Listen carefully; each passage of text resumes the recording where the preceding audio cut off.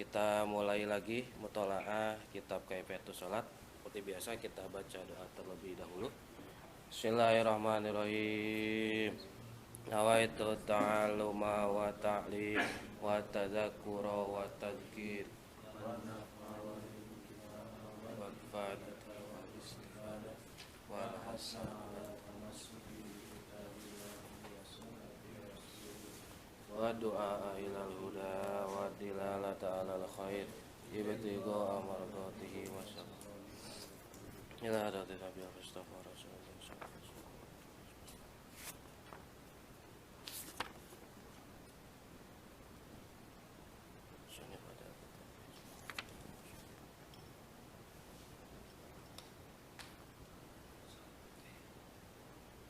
Al-Fatihah. A'udzubillahi minasyaitonirrajim. Bismillahirrahmanirrahim. Alhamdulillahirabbil alamin arrahmanir rahim maliki yaumiddin. Iyyaka na'budu wa iyyaka nasta'in ihdinas siratal mustaqim. Siratal ladzina an'amta 'alaihim.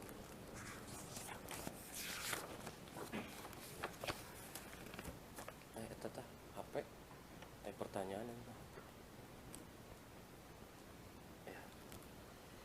Seperti biasa kita akan mulai pertemuan kali ini dengan mencoba menjawab pertanyaan yang ada pada pertemuan sebelumnya. Ada dua pertanyaan yang ada. Yang pertama itu dari Fahmi El-Kasfi. Assalamualaikum. Waalaikumsalam. Dijelaskan bahwa iftitah tidak disunahkan jika kehabisan waktu membaca Fatihah. Kalau sudah terjadi gimana? Gara-gara iftitah jadi nggak selesai baca Fatihahnya, sedangkan imam sudah ruku, statusnya makruh batal atau gimana? Bismillah. Untuk pertanyaan ini mungkin sebenarnya bisa dilihat dari kewajiban membaca surat Fatihah bagi makmum. Kalau dalam hal tersebut para ulama itu berbeda pendapat. Ada yang sepakat semuanya, ada yang satu hal itu nggak sepakat semuanya gitu. Nah, yang pertama itu ulama sepakat jika makmumnya menemukan imam dalam keadaan ruku, maka si makmum tidak wajib baca Fatihah. Maka ketika itu Fatihahnya ditanggung oleh imam. Jadi nanti dijelaskan pas mana syarat-syarat membaca surat Al-Fatihah gitunya. Nanti akan ada nih di sini di logatan pada malam hari ini. Kemudian ada juga titik perbedaan antara keempat madhab, yaitu ketika si makmum menemukan imam ketika masih berdiri. Nah, di situ ada tiga perbedaan, ada tiga pendapat. Yang pertama Imam Syafi'i dan Imam Ahmad. Menurut keduanya wajib bagi makmum untuk baca Fatihah, baik dalam sholat sir atau sholat jahar.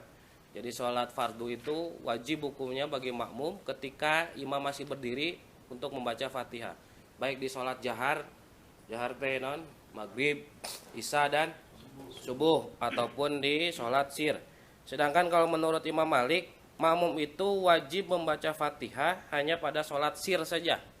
Jadi hanya wajib membaca Fatihah itu di sholat zuhur dan sholat asar. Sedangkan kalau sholat jahar, maghrib, isya, subuh itu tidak diwajibkan bagi makmum untuk membaca Fatihah. Kalau subuh di 2 rakaatnya, kalau maghrib di 2 rakaat pertama, kalau isya di 2 rakaat pertama. Sedangkan di 2 rakaat terakhir isya atau 1 rakaat di maghrib itu tetap wajib, karena rakaat ketiga dan keempat di sholat isya itu masuknya ke sir. Kemudian ada juga Imam Hanafi. Kalau Imam Hanafi, makmum itu nggak wajib baca Fatihah walaupun dia sedang dalam sholat jahar atau sir, walaupun si imam masih berdiri gitu. Nah, jadi emang yang naonnya, yang rada-rada. Jadi kalau dalam madhab itu kan ada 4-nya, Syafi'iyah, Hanafiyah, Malikiyah, dan Hanabilah. Ada yang bilang Hambaliyah atau Hanabilah. Jadi kalau mau dibedakan gitu, Kalau yang agak kanan itu Maliki sama Hambali, konservatif dia. Sedangkan kalau yang agak kiri, yang agak liberal gitu ya, itu Imam Hanafi. Nah, yang tengah-tengah itu adalah Imam Syafi'i. Moderatnya itu Imam Syafi'i. Tapi kesemuanya diakui oleh para ulama. Jadi seliberal-liberalnya Imam Abu Hanifah itu tetap diakui sebagai bagian dari syariat Islam, gitu ya.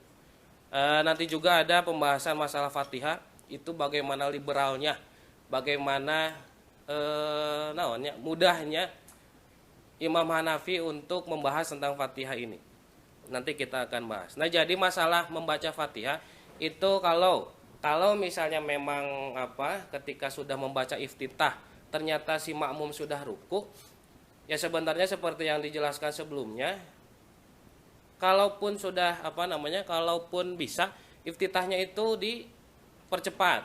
Tapi kalau misalnya sudah terjadi, ya sebenarnya bisa diambil dari kawal bahwa Fatihahnya itu ditanggung oleh imam, ya. Jadi tetap sah gitunya. Tetap sah sholatnya dan tidak batal. Karena setelah iftitah misal Fatihahnya baru setengah, itu langsung ke ikut imam aja untuk ruku gitunya. Itu mungkin pertanyaan yang dari Fahmi Al-Kasfi. Kemudian ada juga pertanyaan dari Wajdi Muna. Pertanyaannya itu, boleh atau tidak kita memejamkan mata berem gitunya ke sholat supaya kita khusyuk? Saya pernah dengar hukumnya tidak boleh, tapi bagaimana kalau khusyuk kita terganggu dikarenakan kita membuka mata? Jadi masalah berem ke sholat, memejamkan mata dalam sholat. Sebenarnya kalau dalam kitab I'anatul Thalibin itu masalah memejamkan mata ketika sholat itu ada 4 hukumnya. Yang pertama itu mubah, karena memang tidak ada dalil yang melarangnya gitu, secara khusus melarangnya tidak ada, tapi boleh selama aman dari dari bahaya atau malah ketika merem itu malah jadi kabur pikirannya. Nah, itu sebenarnya antara mubah dan makruh gitu ya. Kemudian ada juga yang wajib. Menutup mata itu wajib ketika sholat jika ada yang tidak menutup aurat. Biasanya kalau lagi sholat jamaah nih, di depan kita itu laki-laki misal, laki-lakinya itu pakai baju yang naon teh?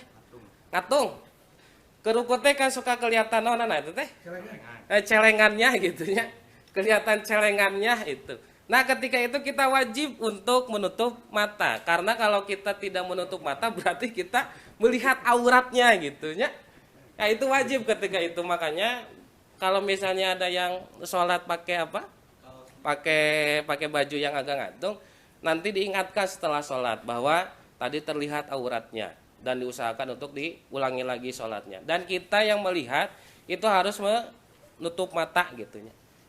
Dan sebenarnya gini, sholat itu boleh tidak pakai busana, boleh talanyang gitunya, itu boleh sholat, tapi diwajibkan untuk menutup mata. Bisa ada keadaan seperti itu, bisa jadi. Contoh misal di suatu kampung itu terjadi banjir, semua pakaiannya itu basah hanyut, nggak ada gitunya, yang ada tinggal yang dia pakai saja. Misal boxer, cuman satu-satunya itu boxer yang pendek gitunya. Nah, ketika itu dia boleh sholat tanpa busana itu karena dalam keadaan darurat. Cuman diwajibkan untuk menutup matanya gitunya. Supaya Supaya tidak terlihat auratnya. Atau misalnya kita sholat dalam keadaan gelap gulita, itu nggak apa-apa kita sholat tanpa busana gitunya. Misal enak ya di paruman ya kabeh lampu saking poekna, saking gelapnya itu tidak terlihat apa-apa gitunya. Nah, itu nggak apa-apa kita sholat tidak pakai busana, tapi dalam keadaan darurat. Kalau misalnya tidak dalam keadaan darurat ya tidak boleh. Kemudian menutup mata pun bisa jadi sunnah jika ada gambar atau ukiran yang sekiranya akan mengaburkan pikiran kita. Ya misal kita ada sajadah gitunya, sajadah nanti gambarnya aneh-aneh gitu. Kan kalau lihat silahkanlah di googling gitu, ada ya kan ada gitu ya, kalau di googling gitu, di browsing ada sajadah itu seakan-akan membentuk gitu, membentuk salah satu bagian aurat perempuan atau laki-laki. Nah itu ketika akan mengaburkan pandangan kita, itu sunnah untuk menutup mata gitu. Tidak hanya itu, misal saya pernah lihat ada sejadah itu, dia bentuknya itu jadi seakan-akan manusia gitu ya, bentuk muka manusia atau bentuk muka iblis. Nah ketika itu sekiranya kita membukakan mata malah kepikiran kemana-mana gitu, itu sunnah untuk dipejamkan matanya. Atau lebih baik setelah itu yang nggak usah dipakai lagi gitu ya, dikasih dihibahkan ke orang lain gitu ya, Kang Jari. Tapi kalau misalnya orang lain malah jadi ngikutin kepikiran juga, ya jangan, taruh aja gitu ya. Kemudian ada juga yang makruh. Kalau yang makruh itu ketika kita sholat di tempat yang bahaya. Misal sekarang kita lagi hiking ke gunungnya. Hiking ke gunung itu kan ada binatang buas, ada ular, ada apa gitu, kalajengking dan sebagainya. Nah ketika sholat di sana itu kita dimakruhkan untuk menutup mata. Karena apa? Karena khawatir ketika nutup mata itu, atur nuhun, ketika menutup mata itu tahu-tahu ada binatang buas gitu. Nah dengan tidak memejamkan mata, kita bisa nanti lebih waspada kepada binatang-binatang tersebut. Jadi intinya masalah kehusuan sholat itu sebenarnya tidak bisa dihitung dari dipejamkan atau tidak matanya. Makanya kan dalam persiapan sholat ketika waktu pertama kali pertemuan itu, kita kan dianjurkan untuk menundukkan pandangan kita. Ya sebenarnya itu tujuannya adalah untuk memberikan kehusuan bagi kita supaya tidak berpikir kemana-mana gitu. Nah bahkan ada juga gitu orang yang sholat itu nggak nunduk, tapi menghadap ke sesuatu yang sekiranya memang tidak ada apa-apa gitu. Misal ke tembok atau kemana. Ya itu juga nggak apa-apa gitu, karena memang untuk menjaga pikirannya agar tidak kemana-mana gitu. Kalaupun misalnya ternyata kita buka mata itu awalnya masih bercabang pikiran, tapi lama-lama itu kalau sudah biasa kita akan fokus sendirinya gitu. Beda lagi kalau misalnya ketika kita memejamkan mata, malah kepikiran kemana-mana. Jadi kita lagi buka mata ya kita bisa mikirin sholat lah gitunya. Pas merem itu malah mikirin yang lain, mikirin hutang lah, mikirin pelajaran lah, mikirin jemuran, mikirin mantan dan sebagainya gitunya. Nah itu malah memejamkan mata itu bisa jadi makruh. Karena apa? Karena dari memejamkan mata itu kita malah tidak fokus di dalam sholatnya. Jadi kalau misalnya hukum asal dari menutup mata itu ya boleh-boleh aja. Tapi ya jangan lama-lama juga gitu. Kalau misalnya lagi subuh dia merem gitu, yang ada sujud nggak naik lagi gitu. Pernah gitu saya juga lihat ada santri sholat subuh biasa santri merenya digerebek teh ning ku pembimbing, langsung udah sholat langsung sholat sujud teh tuh udang deh itu teh santri teh nggak bangun lagi santrinya. Ya udah biarin aja sujud, dia tetap aja sujud. Terus pas rakaat kedua turun lagi kan, sujud lagi. Pas tasahud dia bangun tapi langsung tasahud gitu tah. Habis tasahud ikut salam, ya udah ikut salam. Akhirnya ketika selesai ya saya suruh ulangi lagi sholatnya gitu. Jadi yang namanya memejamkan mata ya boleh-boleh aja, tapi selama tidak memadaratkan gitunya. Tapi kalau malah memadaratkan malah jadi bikin kita tidur atau membayangkan hal-hal yang tidak baik, sebaiknya dihindari gitunya. Mungkin itu saja masalah memejamkan mata di dalam sholat. Jadi ada beberapa hukum gitunya. Nanti silakan direview lagi. Kita teruskan dulu ngelogatnya. Pertanyaan lagi dipersilahkan, mudah-mudahan bisa saya jawab. Dan kalaupun misal jawaban saya agak kurang tepat, silahkan di komentar gitu ya. Sekarang teh nu mana? Wasali suhanya. Kita logat dulu. Bismillahirrahmanirrahim. Wasali suha dan rukun ketiga dari rukun-rukun sholat. Wasali suha dan rukun ketiga dari rukun-rukun sholat. Al-qiyamu adalah berdiri.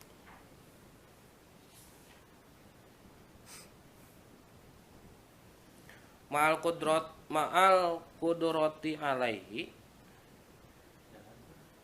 disertai dengan kemampuan untuk berdiri.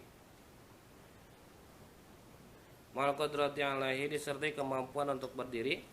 Fa'in ajaza, fa'in maka jika ajaza tidak bisa seseorang, tidak bisa man, tidak bisa musolli, anil qiyami dari berdiri, qa'ada maka duduk, sopo musolli, qa'ada maka duduk orang yang sholat, kaifa syaa sebisanya, semampunya,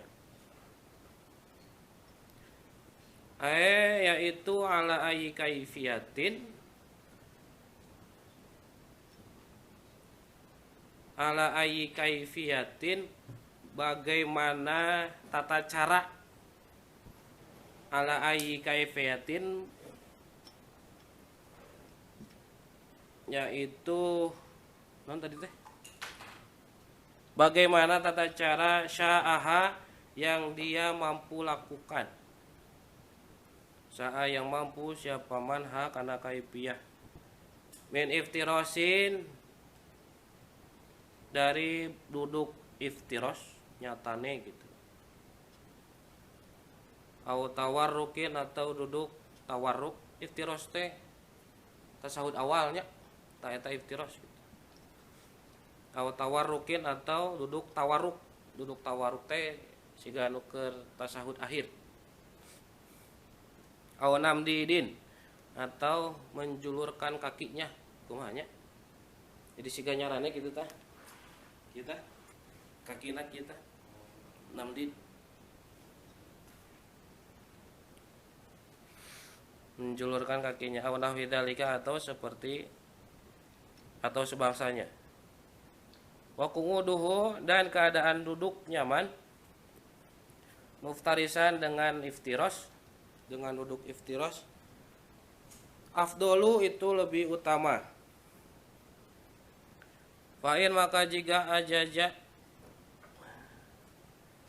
tidak mampu orang yang sholat, anil qu'udi dari posisi duduk, sholat maka sholat orang yang sholat, sholat maka sholat sopuman mutajian dengan mutajian teh berbaring, tapi berbaringnya teh menyamping gitunya, nyangigir. Mutajian dengan menyamping. Wa yusanu dan disunahkan ayakuna ada posisi berbaringnya ala janbihil aiman, ala janbihil aiman pada sisi sebelah kanan, nyagigir nanti ke belah kanan gitu dan kiri. Fa'in ajaja maka jika tidak bisa sopoman, fa'in ajaja maka jika tidak bisa seseorang anil itijai dari menyamping, dari posisi menyamping, sholat maka sholat seseorang itu mustalqiyan dengan terlentang. Nan terlentang teh bahasa Sunda teh. Bahasa Sunda. Nangkarak mah man kieu nya. Enak? Nah, sih nangkuban apa nangkarak? Pokoknya gitunya terlentang lah gitu. Ma'arab sihi dengan diangkat kepalanya, binahwi wisadatin dengan alat seperti bantal, guling, buku itu bisa. Dia tawajjaha agar bisa menghadapkan orang tersebut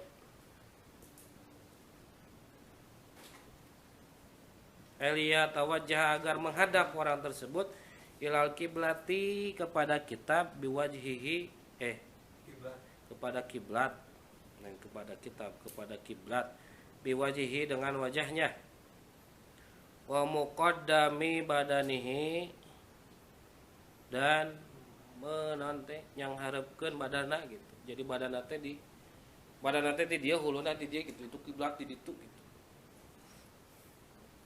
Intahal Bajuri. Warabi'uha dan rukun keempat dari rukun-rukun sholat qiraatu Fatihatin adalah membaca Fatihah. Kulla rakaatin pada setiap rakaat. Kulla rakaatin pada setiap rakaat fi qiyamiha pada waktu berdiri ketika sholat. Dikhobari karena didasari hadis Saykhoni Imam Bukhari dan Muslim. La sholata tidak sah sholatnya. Tidak sah sholat liman bagi seseorang lam yakro yang tidak membaca seseorang bi Fatihatil kitab dengan Fatihah kitab. La sholata tidak sah sholat liman bagi seseorang lam yakro yang tidak membaca seseorang bi Fatihatil kitab pada Fatihatil kitab, maksudnya surat Fatihah. Fi kulli rakaatin yaitu pada setiap rakaatnya. Illa rakaat masbukin kecuali rakaat makmum yang masbuk. Jadi kalau di sini itu rakaat makmum masbuk itu tidak mesti harus tertinggal satu rakaat gitunya. Ketika datang telat itu bisa disebut masbuk menurut kitab ini. Fala tajibu alaihi maka tidak wajib baginya. Fala tajibu alaihi maka tidak wajib baginya bagi yang masbuk fiha untuk membaca Fatihah. Haitsu dengan sekiranya lam yudrik tidak akan menemukan yang masbuk zamanan kepada waktu yasa'u yang melonggarkan waktu itu al-Fatihata untuk membaca Fatihah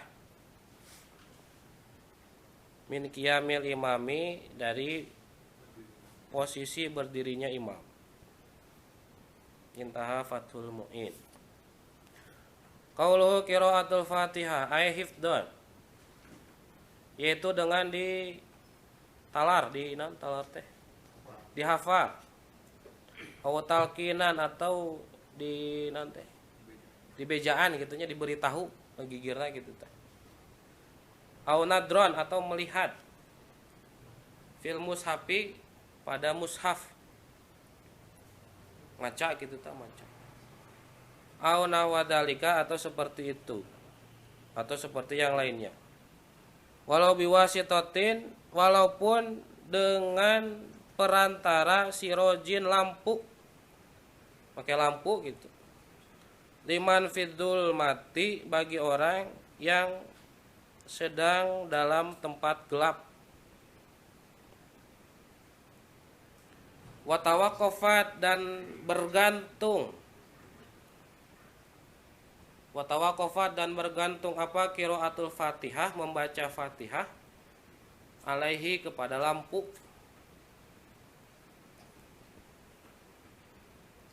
Intaha al-Bajuri. Wa syurutul Fatihati dan adapun syarat-syarat sahnya baca Fatihah. Hujannya. Kita ngalek. Dan adapun syarat-syarat Fatihah ahada asyara ada 11 syarat.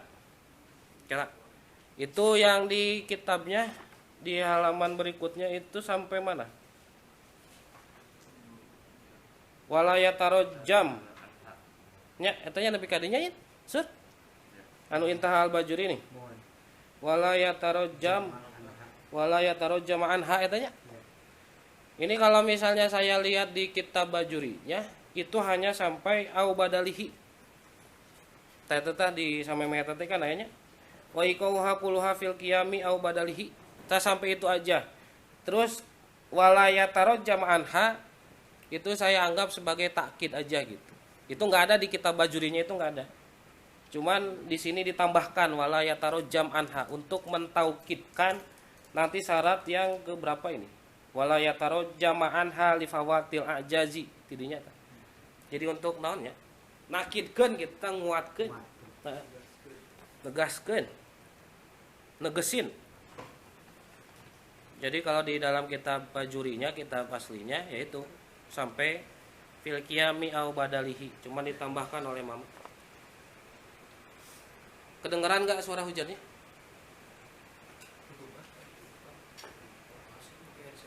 Enggak ya? Enggak.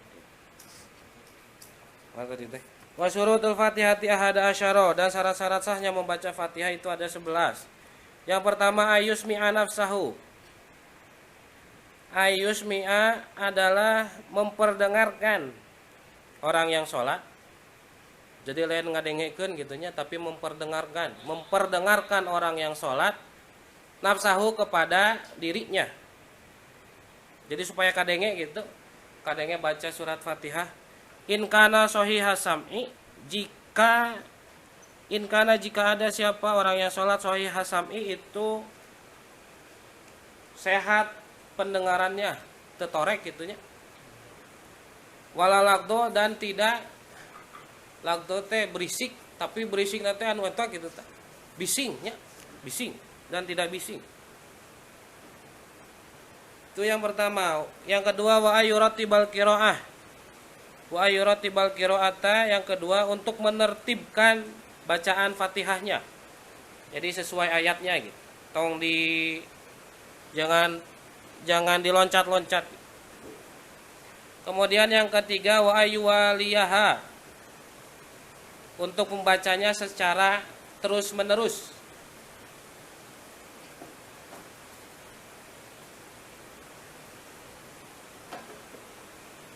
Cai naon dia? Cai kalapa. Wa ayyuraiya, dan untuk menjaga siapa orang yang sholat hurufaha kepada huruf-huruf dalam surat Fatihah. Wa tasdidatiha, dan menjaga tasdidnya. Al-arba'ah asyroh, yang ada 14. Etaka opat. Kelima wa alla yalhana, dan tidak menyanyikan orang yang sholat lahnan dengan non si ngaranna teh lain lirik, nada dengan nada yughayyiru makna, yang merubah makna. Wa alla yaqra'a, dan yang keenam wa alla yaqra'a bi qira'atin syadatin, dan tidak membaca surat Fatihah dengan qiraah yang syad. Tidak membaca surat Fatihah dengan qiraah yang syad, mughayyiratin, yang merubah lil makna kepada maknanya. Kabarnya teh kagenepnya. Ketujuh wa alla yubadila, dan tidak mengganti orang yang sholat lafdon kepada salah satu lafad dalam Fatihah, lafdon pada salah satu lafad dalam Fatihah bilafdin akhar, dengan lafad yang lain.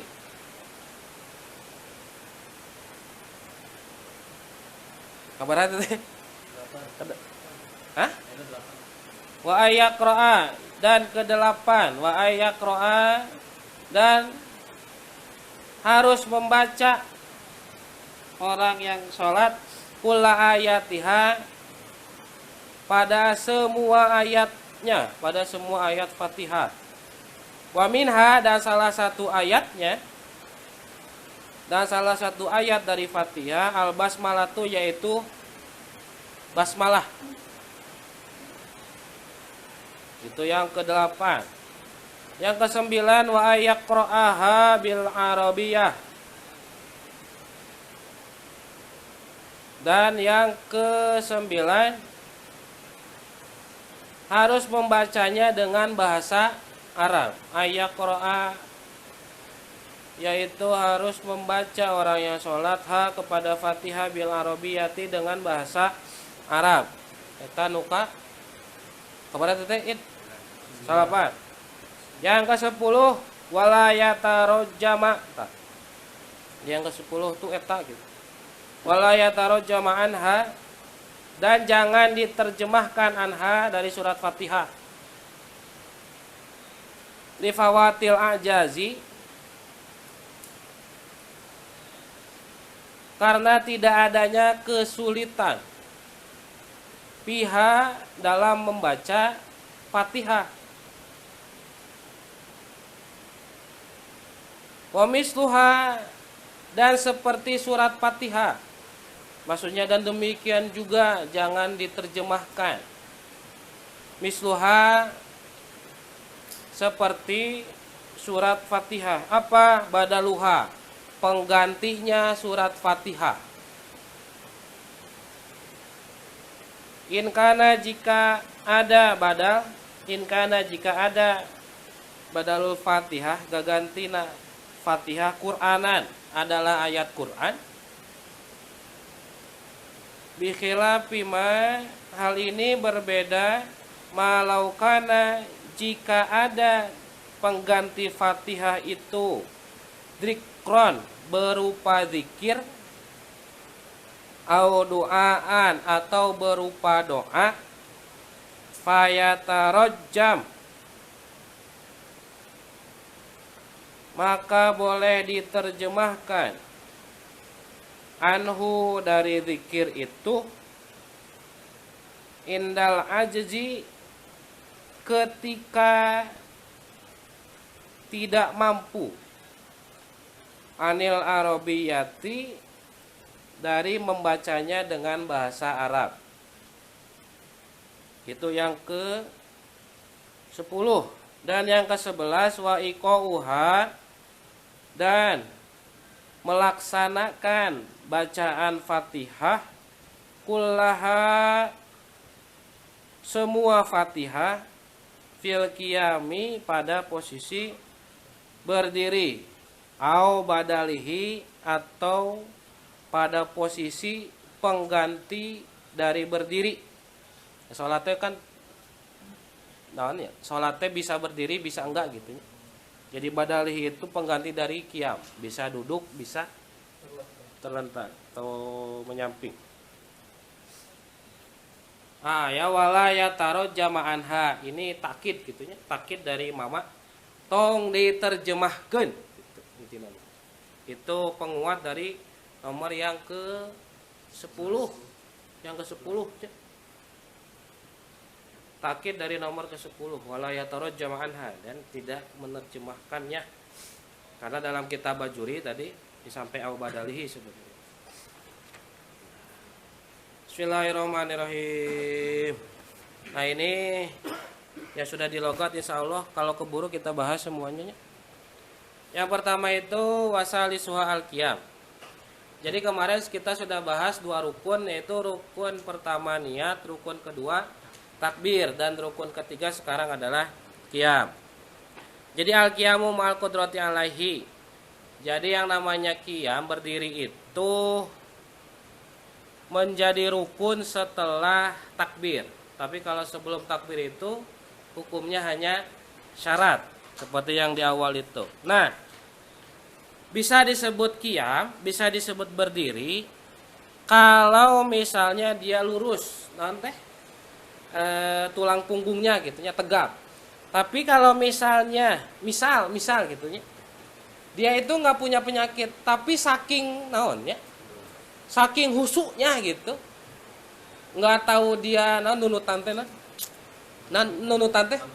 ngantuk, nggak tahu dia ngantuk atau saking husuknya dia berdiri itu sampai condong kayak mau ruku gitunya, sampai gitu, padahal dia nggak punya penyakit apa-apa, maka ketika itu berdirinya tidak sah. Nah kalau kita lihat orang yang seperti itu, maka ketika selesai itu suruh ulangi lagi sholatnya. Karena apa? Karena tidak sempurna berdirinya gitu ya. Tapi kalau misalnya emang dia punya penyakit bongkok atau apa, ya itu jangan dipaksakan gitu. Sesuai yang dia bisa saja. Misal kieu, misal nanti kieunya misal bongkok atau ada sakit gitu. Itu nggak apa-apa, semampunya aja. Atau misalnya gini, kalau misalnya dalam kitab dalam kitab Kifayah, kalau misalnya emang dia nggak bisa berdiri, kemudian duduk. Nah duduknya itu kekeh bongkok gitu tanya saking ku nyerina gitu. Nah ketika akan ruku nanti ditambahkan lagi bongkoknya itu nanti miring nanti ditambahkan deh gitu. Tapi nanti akan dijelaskan ketika masalah ruku sebenarnya. Tapi intinya berdiri itu harus tegak. Tapi ya berdiri ini wajib ketika sholat fardu. Kalau di dalam sholat sunnah itu boleh sambil duduk. Maksudnya kayak gini. Kalau dalam sholat wajib itu ketika kita tidak punya penyakit apa-apa dan kita mampu berdiri, itu wajib berdiri. Kalau kita tidak berdiri tapi memilih duduk, maka itu sholatnya tidak sah. Kecuali kalau misalnya memang dia ada penyakit dan dia sakit, akhirnya dia nggak kuat untuk berdiri, maka boleh diganti berdirinya dengan posisi duduk. Itu di dalam sholat fardu. Kalau di dalam sholat sunnah, itu seseorang bisa memilih antara posisi berdiri atau duduk. Atau bukan terlentang, menyamping. Ya, menyamping. Walaupun dia nggak punya penyakit apa-apa, walaupun dia sehat, dia nggak punya penyakit punggung, itu ketika sholat sunnah, dia boleh posisinya itu dengan duduk. Karena kalau misalnya dalam posisi seperti itu, bedanya hanya kalau berdiri itu di sini disebutkan man sholla qa'idan falahu nisfu ajril qa'im. Jadi orang yang sholat sunnah sambil duduk, walaupun tidak ada udzur, itu tetap mendapatkan pahala. Cuman pahalanya setengah dari posisi dia berdiri. Jadi tetap sah sholatnya, cuman ganjarannya berkurang aja. Dan kalau misalnya nggak mau duduk, tapi menyamping sesarean gitunya, sambil tidur, itu tetap sah sholat sunnahnya. Cuman ganjarannya setengah dari posisi dia sedang duduk, gitunya. Makanya jangan aneh kalau misalnya ketika lihat kiai, lihat ajengan atau ulama, ketika sholat sunat itu dia sambil duduk gitu. Karena apa? Karena memang sah. Karena tidak harus berdiri kalau misalnya ketika sholat sunnah. Taraweh. Misal taraweh capek ya, capek kan sebenarnya bisa dilawan gitunya. Tapi ya udah duduk aja gitu. Ya itu nggak apa-apa, itu tetap sah gitunya. Karena memang kewajiban untuk berdiri itu adalah ketika sholat fardu. Maksudnya gini, yang jadi wajib itu mahalul qiyamnya. Jadi mahalul qiyamnya itu tidak menjadi gugur ketika dia sedang sakit dengan diganti oleh duduk. Itu tetap dihitungnya sedang berdiri dia gitu. Kalau di dalam sholat wajib. Tapi kalau di dalam sholat sunnah itu mahalul qiyamnya nggak ada. Walaupun dia mampu berdiri, tapi dia milih untuk posisi duduk. Nah itu mahalul qiyamnya nggak ada. Jadi ganjarannya setengah dari berdirinya itu. Ya. Jadi misal nanti capek taraweh atau lagi bangun mau tahajud, masih ngantuk gitu misal. Ya udah sholat sambil duduk nggak apa-apa.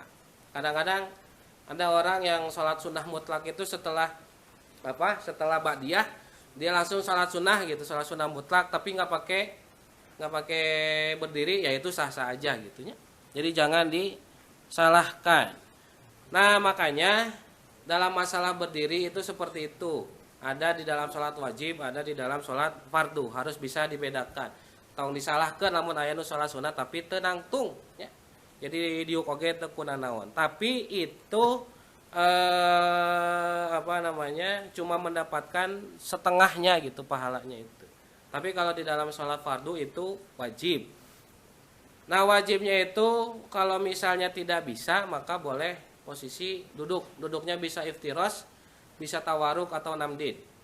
Tawaruk teh tasahud akhir nya, tasahud akhir kitu tah. Kieu kumaha? Kita kieu nya. Kalau iftiros tuh gini, kayak tasahud awal. Kemudian kalau namdid itu menjulurkan kakinya tadinya. Kumahanya misal nyender ke kasur, ke tembok, kakinya di kelihatan nggak? Selonjorkan gitu tah. Gitunya. Itu namanya namdid. Nah bisa seperti itu kalau misalnya nggak mampu. Tapi kalau mampu ya berdiri gitu. Dan ketika berbaring itu kalau nggak bisa duduk berbaring. Berbaringnya itu pertama menyamping ke sebelah kanan. Jadi kumahanya iya tah, ieu teh mukanya itu jadi gini nih. Kita menyampingnya itu gini. Bukan begini gitunya. Kalau ini kan ke sebelah kiri berarti dia. Tangan kirinya itu yang ditiduri gitu. Yang sunnah itu ke sebelah kanan. Fa'in ajaja anil ittijai sholat mustalqian. Kalau misalnya nggak bisa juga terlentang, tapi kepalanya di nanti ngaran nanti di nan lain di sender kenalnya diganjal, diganjal teh bahasa Indonesia diganjal oleh semisal bantal atau apa, jadi biar kepalanya agak naik gitunya. Bisa. Jadi pokoknya ada ganjalan agar kepalanya itu agak naik dan dia menghadap ke kiblat dengan wajahnya. Badannya ada di hadapan wajahnya gitu ya. Jadi misal kiblat ka ditu, kieu beureun. Yeunana badanna ka belah ditu gitu. Tong kalahkah dibalik sur. Jadi harus menghadap kiblat. Itu masalah qiyam. Kemudian masalah baca surat Fatihah warabiuha, dan rukun keempat dari rukun-rukun salat qiraatu Fatihah, membaca Fatihah kula rokaatin pada setiap rakaat fi qiyamiha. Jadi hanya khusus ketika berdiri. Kalau misalnya makmum menemukan imam di lain berdiri, maka itu tidak wajib membaca Fatihah. Kenapa wajib membaca Fatihah? Karena ada hadis la sholata liman lam yaqra bi Fatihatil kitab ay fi kulli raqatin. Jadi setiap rakaat harus membaca Fatihah kecuali rakaat makmum yang masbuk, seperti yang kemarin dijelaskan. Tadinya dijelaskan teh. Kalau makmum menemukan imam ketika sudah ruku, maka itu si makmum langsung ikut ruku. Nah, kewajiban Fatihahnya ditanggung oleh imamnya. Qauluhu qiraatul Fatihah ay hifdzan aw talqinan aw nadron. Nah, cara-cara membaca Fatihah itu ya mau seperti apa aja bisa. Bisa dihafal atau yang belum hafal itu dia sambil megang mushafnya gitu nya. Jadi sambil dibaca ayeuna mah urang mah mungkin benernya. Tapi ada juga kalau misalnya ada orang yang di daerah-daerah di perkotaan gitu misal. Ada yang belum bisa baca Al-Quran atau belum hafal Fatihah, ya bisa sambil membaca Al-Qurannya gitu. Walau biwasitati sirojin liman fidul mati wa tawaqqafat qiraatul Fatihah alai. Atau make lampu, kepikiran teh make maca Fatihah make lampu kumaha? Kebayang enggak? Kebayang teh seueur? Urang maca Fatihah teu apa, tapi make lampu supaya bisa maca. Hah? Proyektor hesa tuh. Zaman dulu enggak, maksudnya gini. Kayak misalnya kita nanti kalau lagi hiking nih nya, hiking kan sok aya naon teh? Kita di ditah. Naon ngaranna teh? Headlamp, headlamp. Pak nah. Itu di dia lah, lampunan di dia gitu tah. Headlamp. Nah, itu bisa pakai itu gitu. Jadi dia pakai lampu di sini misal, terus dia sambil baca itu nggak apa-apa. Jadi pokoknya karena Fatihah itu wajib dibaca, maka dia usahakan untuk membaca Fatihah bagaimanapun usahanya gitu, sebisanya gitu ya. Pakai headset kayaknya enggak deh kalau pakai headsetnya. Paling kalau misalnya maksudnya talkinan itu sebenarnya ada kita ngikutin yang lain gitu. Ya sholat pakai headset masa kumaha gitu. Nah, kemudian wasurutul Fatihah ahada asyara. Ayusmi anafsahu ingkana sahih hasami. Jadi syarat-syarat Fatihah syarat sahna maca Fatihah. Jadi kadang-kadang gini, kita tidak sah baca Fatihahnya, tapi tidak batal sholatnya gitu. Bisa jadi batal karena tidak sahnya membaca Fatihah itu. Jadi ketika tidak sah baca Fatihah, itu nanti diulang lagi baca Fatihahnya sampai benar. Tapi sebelum membahas syarat-syarat Fatihah, ini tuh saya tertarik sebenarnya di mana walayataro jama'an hak nih. Ya tetap kabar hak. Nomor kabar teh ke 10-nya walayataro jama'ana li fawatil ajaji fiha wa misluha badaluha. Saya tertarik sebenarnya untuk membahas itu dulu deh. Belum ke masalah syarat-syaratnya. Wa misluha badaluha. Dan demikian pula penggantinya surat Fatihah. Jadi yang namanya membaca Fatihah itu ada perbedaan pendapat dari ulama-ulama madhab. Ada yang bilang baca Fatihah itu hukumnya tidak wajib. Salah sahijina teh Imam Hanifah, Imam Abu Hanifah. Nah, urang baheula ieu nya. Dulu gitu. Dulu itu suka pakai madhabnya Imam Abu Hanifah. Waktu kuliah, waktu kuliah S1, S2 itu keseringannya itu pakai madhab Abu Hanifah udah. Karena dia kan liberalnya, genah we pokoknya pakai eta teh, pakai Imam Abu Hanifah teh. Masalah aurat telah taruh. Kita kan sekarang madhab Syafi'iyah katanya Indonesia. Cuman kalau dilihat lagi, yang biasa dipakai itu sebenarnya madhab Hanafiyah.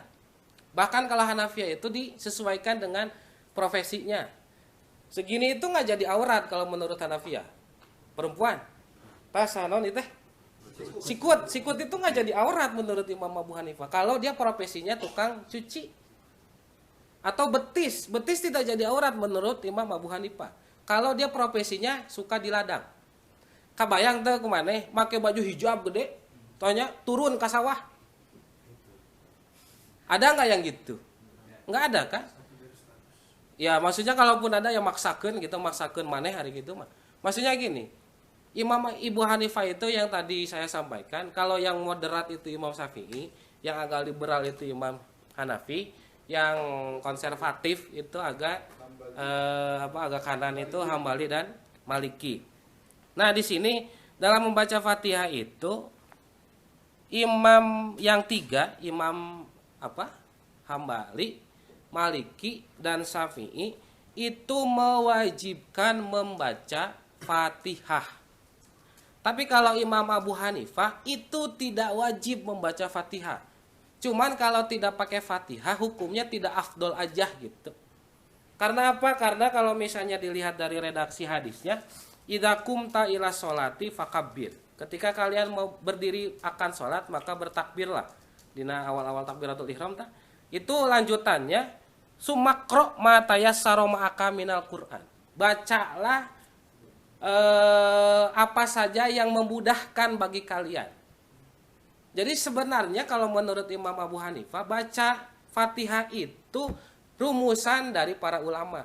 Sedangkan kalau dalam hadisnya itu tidak diperuntukkan khusus untuk Fatihah. Boleh yang mana aja.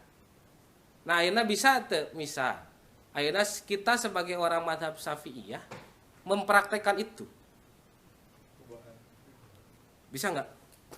Bisa tuh, wanita. Wanita. Ya maksudnya kalau tafek kan menggabungkan dalam satu prosesi ibadahnya. Sholat misal takbirna make Imam Syafi'iyah, rukuna make Imam Hanafi, sujudna make Imam Hambali. Tapi selama itu tidak dalam satu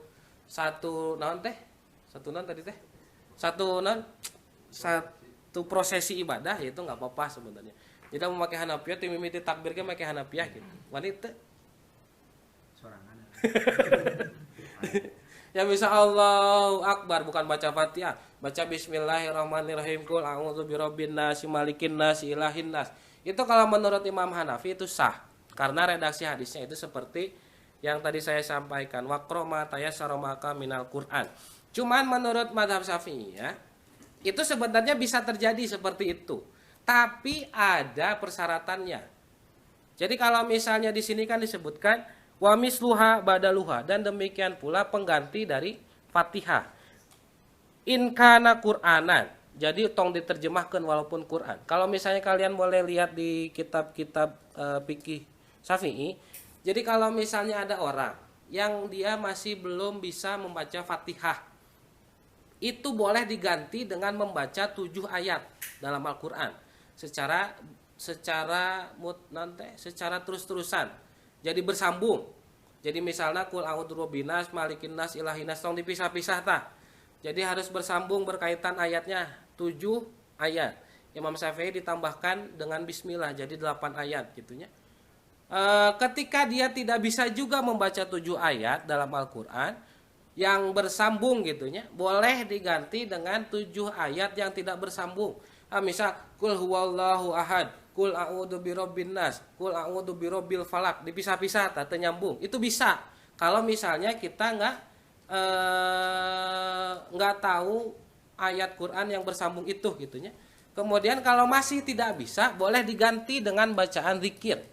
Bacaan zikirnya itu subhanallah walhamdulillah wala ilaha illallah wallahu akbar wala haula wala quwata illa billah.